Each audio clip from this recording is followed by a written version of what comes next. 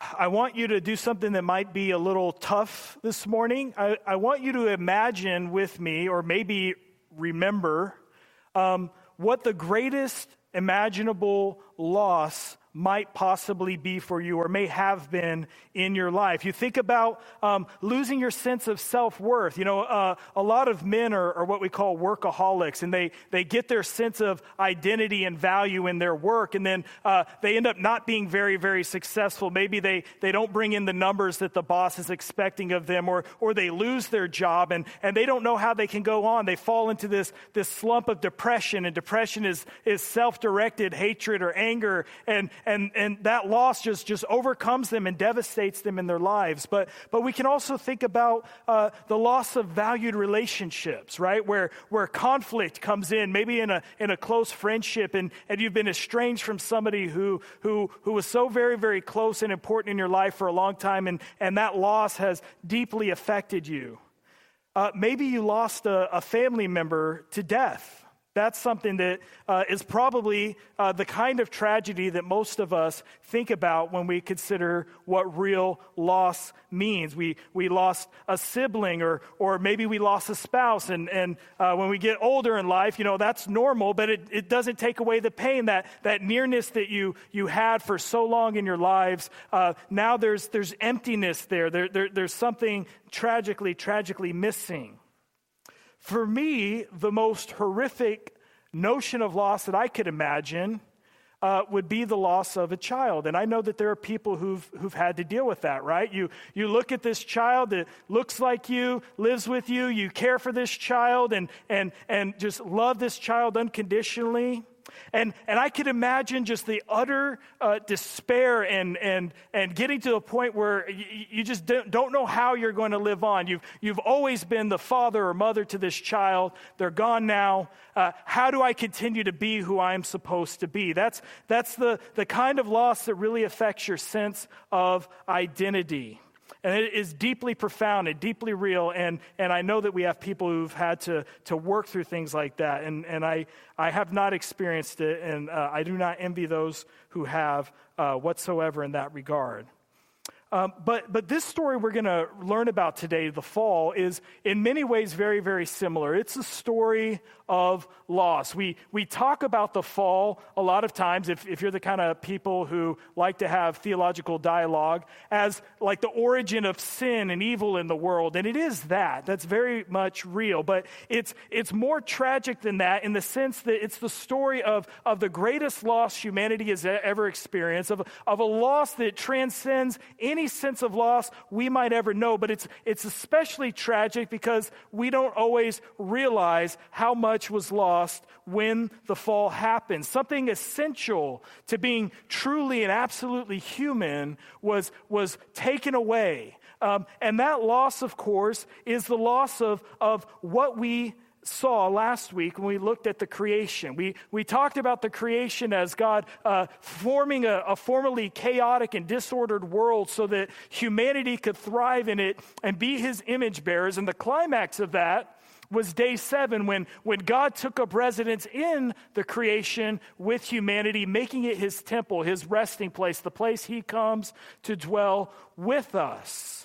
And the entrance of sin into the world, the fall, as we're going to discuss it here today, is about the fracturing of that relationship, of us being in a position where we can no longer enjoy God's presence because we have so damaged that relationship. Yes, disunity among humanity came into the world, sin came into the world, corruption and violence, and we're going to talk about those things. Those are all horrible, horrible results of the fall, but they're symptoms of the loss of our humanity to a profound and true sense, because to be human is to be the image of God, and to be the image of God is to be in a parent-child relationship with God with fullest intimacy. And so that has been fractured for us as we lost in the fall. We've lost it, and creation has been devastated in this world ever since. Now, that's the bad news. But it's important that we understand the bad news only after we've understood the good news. So we're gonna talk about episodes in Genesis chapter 3 through 11 here today. But let's not forget the good news came first in Genesis 1 and 2, right?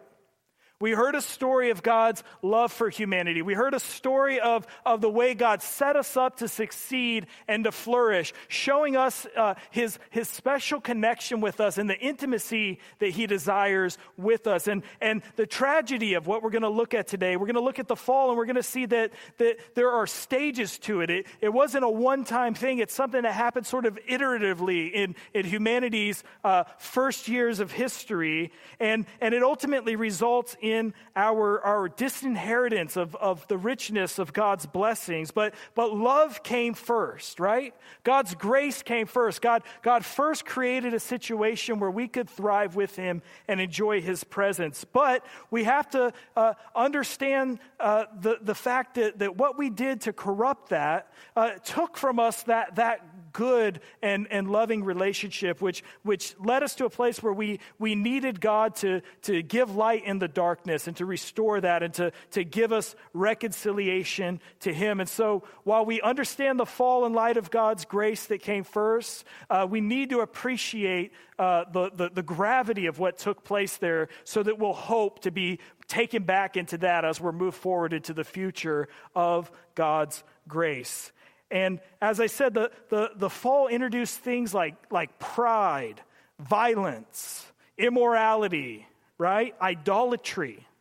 It introduced all those things. But the greatest consequence of the fall, again, was the loss of God's life-giving presence. It was a kind of death that we got because we were deprived ever since then of the one and only true source of life, which is God himself. That relationship was fractured, and that has ever since led to chaos. It's led to disorder. It's led to destruction, and ultimately we know we live in a world where it has led to death. Now, moving in that direction, as we talked about, we're gonna look at the darkness of the fall by talking about the two kinds of sin that I think we see characterized in these chapters. We're going to talk about what I call destruction. That's the disordering of the goodness that God created in those first two chapters. And we're going to talk about what I think is the root of that, and that is the attitude or attempt at subversion in humanity, our desire to take God's lordship and to make ourselves God in his place. And all of that is going to move us toward grace promised. We're going to see again the darkness. We're going to see the sadness. We're going to see the sorrow so that we can better appreciate the great and majestic promise of God's grace for us in his life. So hang in there with me. We're going to talk about some bad stuff, and then we're going to do it so that we can appreciate anew and afresh at new heights the goodness of all that God has done for us. So let's talk a little bit about destruction. And there are a number of ways we see this in the narratives that we get in these chapters.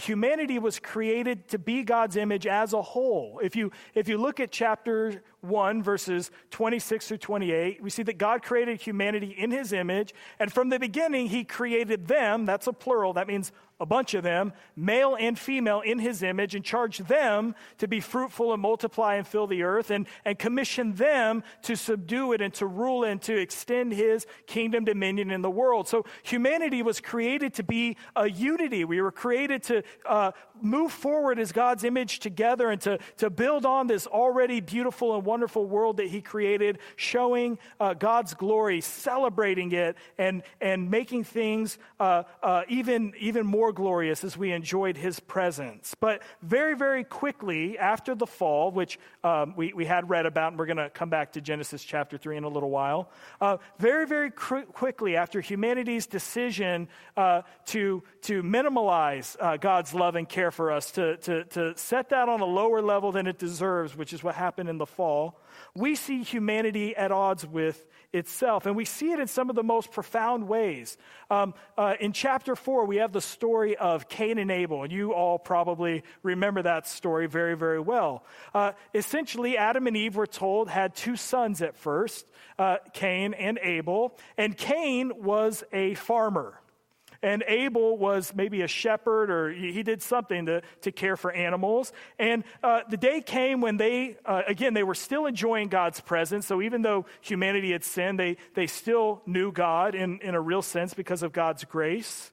And they came and gave offerings to him. And Cain offered grain or some sort of vegetables from his farming. And Abel gave the fat portions of one of his animals. Maybe he had slaughtered the animal to eat it, but he gave God the good stuff. And what I can't help but think about that is just how much I love a ribeye. And the reason why I love a ribeye as opposed to like a sirloin, like to me, steak is good, right? Like give me a sirloin, give me a ribeye or whatever. But if you ask me for my preference, I want that ribeye because it's got lots of fat on it. And I don't know what it is, but it just tastes amazing. I know I'm destroying my heart and but if you ask me, that's the good stuff. That's the stuff I'm setting aside for a special occasion. And that's what Abel did in his offering to God. He didn't give him the lean stuff that gets dried out, right? He gave them the good, juicy, fattened portion, showing God his absolute devotion and trust in him. But Cain gets jealous because God preferred that offering. And God probably preferred that offering, again, because it was very evident that he wasn't holding back his best from God. And Cain is overcome with rage, and God can see that. And God warns him about his attitude, about what's going on here. In chapter 4, verse 7, he says, "If you do what is right, will you not be accepted?" So apparently his not being accepted wasn't God being arbitrary, but something in Cain's attitude or his approach to worship that was deficient. He says, "But if you do not do what is right, sin is crouching at your door, and it desires to have you, but you must rule over it." So sin is personified here as like a ferocious animal just waiting for the opportunity to pounce on prey and to kill you, right? And we need to have ownership and rulership over sin so that it doesn't compel us, but something happens when we allow it in and we allow those negative emotions and feelings, the rejection that he might have felt, the jealousy, take control. We lose something of our own sovereignty over ourselves when we give in to sin. Sin takes control. It comes in and takes over. And again, we lose more of our humanity in that setting. And as you probably recall, Satan didn't rule over sin.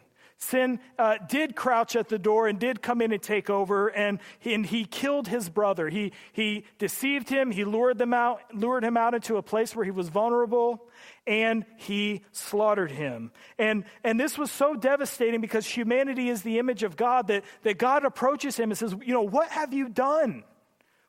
How did you get so low as to kill your brother?" And he says, your blood, your brother's blood cries out to me from the ground.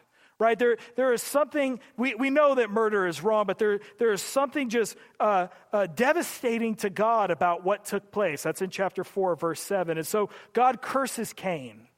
And he exiles him from his presence. And he ends up being the father of the nations that inhabit the land of Israel when Israel has to come in and displace them according to God's promise. But what's even more devastating, though, is it didn't stop there, the violence, right?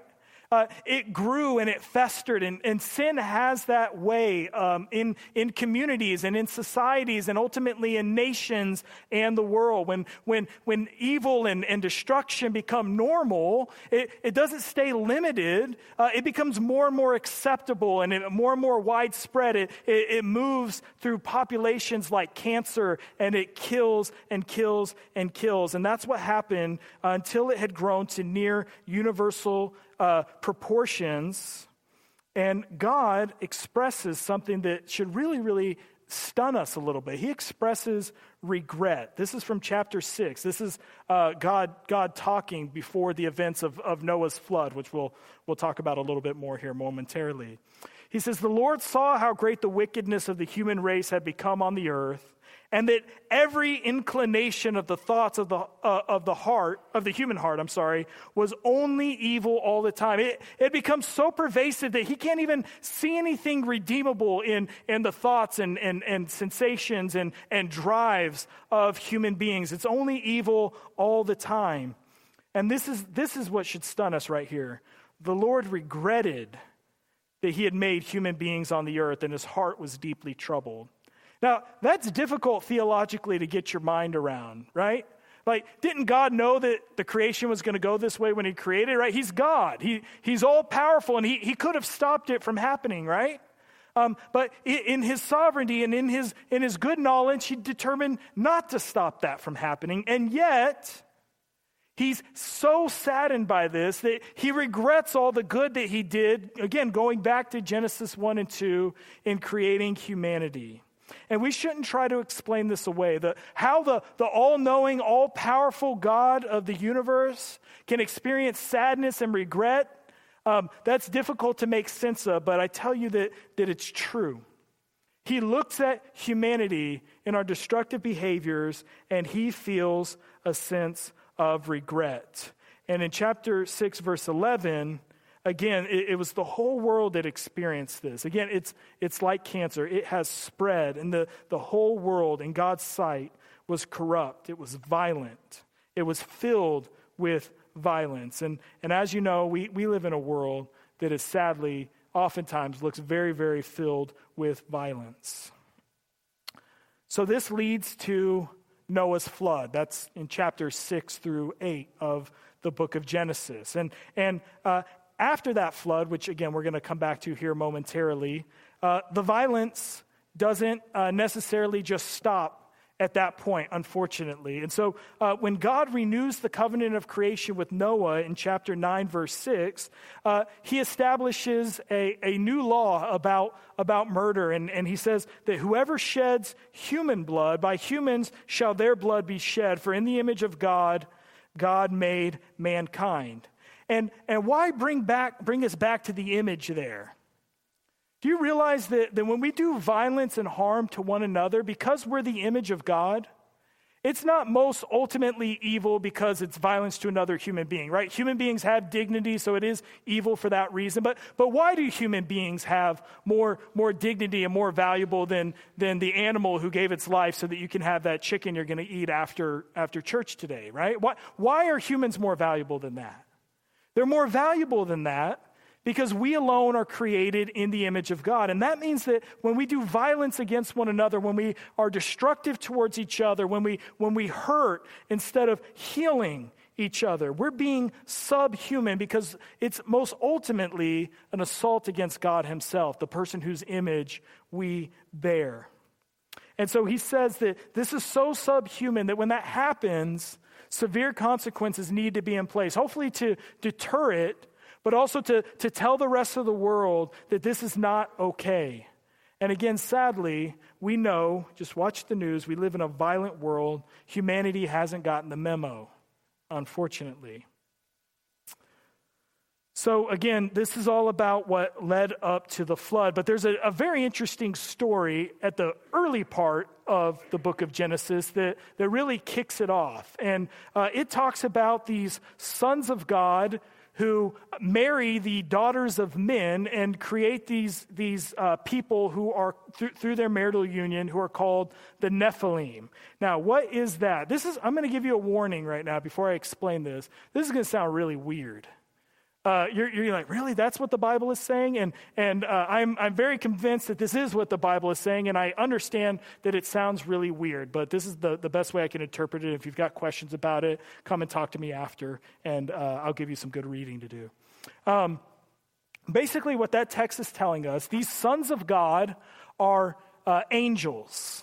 And they transgress God's order, and somehow, and we don't know exactly how this worked, but we do see angels becoming flesh and blood like human beings in the Old Testament. They took human wives for themselves, and their offspring produced these beings called the Nephilim, which means the fallen ones. And this was such a destructive force, such a transgression of the order that God created, that he determines he has to wipe them out. And the book of Jude and the book of 2 Peter tell us that this is exactly what happened. This is what led up to the flood. And that we're also told in the Jewish tradition leading up to the New Testament that this is the origin of demons. God needed to wipe out these sort of half-breeds. They're like the Titans in Greek mythology and figures in other ancient mythologies as well. They're half God, half human. God needed to wipe them out and to cleanse the earth of this chaos that they brought into the world. And their souls, we're told in this intertestamental Jewish literature, are the origins of demons. And so their spirits aren't destroyed somehow, and they are then possessing humans, and that's what we see Jesus undoing in his ministry when he shows up and he's casting demons out of people. Again, sounds weird, right? Let's leave the weirdness aside and talk about the main point here. There's a transgression there of the order that is so destructive that God has to take creation back to its Genesis chapter 1 verse 2 state where it says there was darkness and chaotic waters. He has to uncreate the world, cleansing it of this destruction, this violence, this chaos that humanity and the angelic realm has brought onto the world. And recreate it and start over and rehash his project. And that sounds really, really bad. Like we have Sunday school lessons where we talk about, cute animals getting on a boat and Noah and his family. And, we have them cut out these little, but think about it. While they're in their boat with all the cute, cuddly animals, everybody else around them is drowning to their deaths, right? And atheists read this story and they say like, that sounds like genocide. And they say, I could never worship a God like that, who does that, right? And we sanitize that story in that way. And it is severe. It's absolutely severe. But what it tells us and what we're supposed to get from it are God's severity in two ways. One, that sin is so destructive and it becomes so pervasive that his plan for humanity, his good plan for humanity, couldn't go on in that way. And he had to act decisively and severely. And we can't trivialize the way that violence and other forms of destruction hurt humanity. And God doesn't do that. And we have to recognize that it is very, very serious and very, very real. But we also see God's grace there. God could have just quit on humanity, right? But he doesn't do that. He resets the project. He starts it back over and he finds a godly family and he commissions them to bring about the ends that God had always anticipated, always intended that he would do, because God's love for humanity is unwavering. The destruction was so severe that he had to clean it out. We had to start over on a clean slate. But that was motivated by his unrelenting love for humanity. Now that is our fall due to destruction. Let's talk about what's probably more fundamental, and that's our human attitudes towards subversion. If I were to ask you, what is the most fundamental sin, like the bottom denominator, I think we might give a number of answers, but one that would be common would be idolatry, right? Every sin is an act of valuing something else more than God, even if it's valuing ourselves more than God, and giving that thing our devotion and treasuring and delighting in that when I should treasure and delight in God. But even idolatry is an act of subversion in that sense. It's taking God off his throne and putting something else there, giving what is worthy, what God alone is worthy to receive, to something else, even if that's ourselves. And it's so natural in human beings, especially red-blooded American human beings, like let's be frank about that, to not like the idea that we are God's creatures, and that means that he's Lord and we're not, that what he wants is more important and he gets say and things like that. And we see these really almost comical images in the book of Isaiah in chapters 29 and chapter 45 of God being compared to a potter who makes a vessel out of clay, and this vessel looks at him and says, "What are you doing? You didn't do it right. You should have made me with handles. Or are you incompetent? This pot, talking to the potter, like judging him, telling him that what he's doing isn't good enough, isn't quality, is poor workmanship. And that's a depiction in that context of God's people, not failing to be submissive and to trust God and to understand that he's at work for our good in the world. We treasure freedom. We treasure our own sovereignty and lordship more than we trust in God, more than we value his purposes and his goodness. And that's why sin was so tragic. That's why the fall was so messed up. That's what Satan tempted Eve with, if you think about it. She had all kinds of food to eat, right? She had all kinds of good stuff to eat. If you're thinking, well, apple, I don't think it was an apple that was on that tree. I think it had to be an avocado. You know why? Because the avocado is like the only fruit that's just like loaded with fat, but it's delicious, right? And so you have to eat the avocado in moderation. Nobody ever says, I need to eat less apples, right? But when you want to cut down, you got to cut down on that fat intake, and so you can only have the avocado in moderation. That's my theory. You can't prove me wrong. But the temptation there is that God is withholding something from me. He puts them in this garden and creates a situation where they can flourish. They have all kinds of food to eat. And Satan comes along and asks, did God tell you couldn't eat from that tree? And Eve says, yes, we're not supposed to eat it. We're not even supposed to touch it. Now, God didn't actually say don't touch it, but that was probably a smart thing to say, let's not even mess with it. And Satan tells him, you're not really going to die. I know he warned you that you're going to die, but God is really concerned that you're going to learn. Your eyes are going to be open, and you're no longer going to be dependent on him. Right? So why are you listening to God's word here? Why don't you go ahead and grab from that tree, become like him, and lose your creaturely dependence on him, be truly and absolutely free? And as we know, she does it. And there is not a biological death, but there's a covenantal death that takes place. They're cast out from the presence of the Lord. They can't be allowed back in, and they can't access that tree of life, which is a symbol of God's life-giving power and presence. And we're told that this was universal in Romans chapter 5. It says sin came into the world through one man. It's not Eve, but it's Adam who was to blame for this. Sin came into the world through one man, and death through sin, and death spread to all men because all sinned. And let's read from Genesis 3 real quick here. I believe Jeff read after this. This is verses 5 and 6 in Genesis 3. This is Satan's temptation. God knows that when you eat from it, your eyes will be open, and you will be like God, knowing good from evil. We don't want God to be like God. We want to be like God. That was the temptation. It's an act of subversion.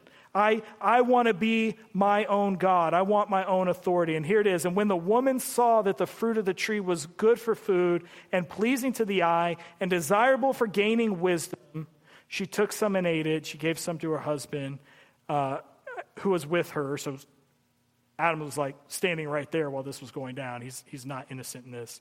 And he took and ate it. The point being here that what we have is this attitude that what Genesis chapter 1 and 2 tells us isn't true.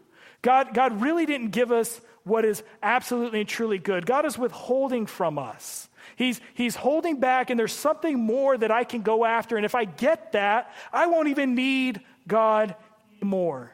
God is withholding. And so again, it's an act of subversion. It's a coup. It's determining that we don't want God to be king in our lives. We want that right ourselves. But then there's an ultimate and final act of subversive rebellion that takes place with the story of the Tower of Babel in Genesis chapter 11. Now, they all the peoples of the earth, it says they're unified with the same language, and they get together and they say, we want to make a name for ourselves, and they build this tower. And this tower that they built is what's called a ziggurat. And you can Google that when you get home, Ziggurat. They're not temples. They're like towers that are staircases that go up they get pretty tall. And the idea is that in the ancient world, what they were doing is they were creating a staircase so that the gods could come down from heaven to earth. So they needed that, watch your step, right? They couldn't just zap down. They had to walk down the steps like everybody else. And so the idea of what's going on here, we might miss this. God isn't mad that humans are creating stuff. Like, he created them to do that. That's part of the image of God. He isn't mad that they're collected, right? He created us to be a unity. We should be united in good, right? But what they're doing there is inviting to happen again what had happened in Genesis 6. We talked about the angels or the lesser gods coming down to humanity and destroying the world. They're inviting these gods to come down and to have lordship over them. They're rejecting God and choosing these false gods, these lesser gods, these weaker gods to rule over them. So that's what's going on here when it says we want this tower to reach the heavens. They're inviting them down because, again, God is withholding the lordship that is rightfully ours. If we follow these other gods, if we invite them down to come and rule and reign over us, we won't be scattered, we'll be strengthened, and we'll be able to do things our way. And Deuteronomy chapter 32 tells us that in response to this, God disinherits the nations. All of humanity was supposed to be God's people. And this is the origin of all the disunity and the war and all that stuff that goes on in the world today. God comes down, the text says. They wanted to invite the gods down. Well, one God did come down, and he scatters them. And the book of Romans, chapter 1, verses 18 to 32, talks about this. It says 3 different times that God gave them over. It talks about him giving them over to idolatry, giving them over to futile minds, giving them over to their sinful lusts. This is the origin of all that destruction and destructive behavior, what we call sin and brokenness in the world. God says, I am done. You want these other gods? Deuteronomy 32 verse 8 says that he portioned out the nations according to the number of these gods. They were given lesser gods, evil gods, oppressive gods to rule over them because they had rejected the one and only true and living God. We all forfeited God himself. We said, we don't want that. We don't want you. We don't value you for who you really are. So that's all the bad news. Are we ready for a little bit of good news? A lot of good news. This is really, really big and good news. I'll be quick with this. This all is kind of depressing, and I don't want to be a pessimist here. But we have to appreciate the significance of this. I'm going to quote a really, really famous and influential Christian philosopher and theologian, Batman. In The Dark Knight, Batman says that the darkness, what is it? The dusk is always darkest before the dawn, something like that. Night is always darkest before the dawn, right? That's what we're looking at in these stories here that we've been looking at. Things go from dark to darker to darkest. Just absolutely horrific. It looks like God has washed his hands. And this happens multiple times, but in each episode here, we're always given a token of God's grace. In Genesis chapter 3, verse 15, this text is cited in the New Testament as the first time the gospel was preached. God says to the serpent, I will put enmity between you and the woman and between your offspring and hers. He will crush your head and you will strike his heel. This is talking about Jesus. Jesus' temptation in the wilderness for 40 days, what we look at when we in liturgical traditions observe Lent, at loss to his own self. God is going to give his son to suffer, but ultimately to defeat this and to undo this devastation that Satan brought into the world by tempting Eve. And then we're told after the story of Cain and Abel that again, Eve conceives and gives birth to a son and names him Seth. And she understands that God is supplying what she has lost here. God is continuing to be faithful. And she's called the mother of all the living. And it's through this godly line, through her son Seth, she says, God has granted me another child in place of Abel since Cain killed him. God has come in to supply our lack. He has met us with grace even when we do not deserve it. And Seth had a son, and it says that at that time, people began to call on the name of the Lord. Worship continued. God continued to be known by his people. After the flood, God established a covenant with Noah that if you compare that, it's a reinstitution of the covenant that he made with creation from the beginning. He says, I established my covenant with you and with your descendants after you, and with every living creature that was with you, the birds, the livestock, the wild animals, all those that came out of the ark with you, every living creature on earth. I established my covenant with you, and here it is. Never again will all life be destroyed by the waters of a flood. Never again will there be a flood to destroy the earth. God is going to give life. He says, I will bless those who bless you. Whoever curses you, I will curse, and all the peoples of the earth will be blessed through you. This is actually Abraham. I got ahead of myself there. The story of the Tower of Babel, God spreads out the nations, but then he creates a nation who he chose to be his people when he called Abraham, the nation of Israel. And God's purpose was always to regather those nations, to bring everybody back in, to make this world again what it's supposed to be so that all of humanity would know the blessings of his presence once again. So he didn't just give up when he disinherited the nations. He set into motion a plan to restore us and to bring us back to what we were always meant to be. And that's the part of the story that we live in. Again, we talked last week about how we have to view this part of the story as our memory and identify with that. And that happened to us. I was there with Adam and Eve. That was me. That was us. But we also have to look forward in anticipation to our destiny. And that's what this story invites us to do. God didn't let Satan and his angels undo what he set up to show his love for us. And he didn't leave us to destroy ourselves. Our story has tragedy in it. There's no question about that. There's tragedy in our story. But if we understand it right, if we understand right that we were nevertheless created as God's image, and that he's holy and that he's good, we'll see that he is determined to bless us. He is determined to give us himself. And as we work our way through, we're going to end in a place where things are back in Eden, but this time, it's never going to be thwarted. It's always going to go right. And that's what we're called to look forward to when we think about grace promised in light of the fall. Would you pray with me?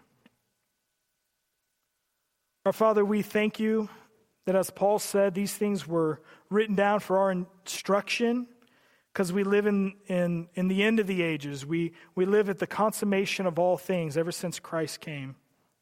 Lord, we're thankful that he was faithful where humanity failed, that he resisted Satan, that he conquered through death the one who has the power of death, that he showed us what it means to be a child of God, to have your image, and he gave us a kingdom and a people who are made priests to you. Lord, help us to look back at this and learn, Lord. Help us to learn to worship you. Help us to learn to trust you. Help us to learn to obey, recognizing that you are good. Our hearts and Satan and others may tempt us to doubt your goodness, but help us to remember your many, many acts of grace and your goodness that you revealed to us from the very beginning when you created us to thrive with you. We ask this all in Jesus' name. Amen. Our closing hymn is number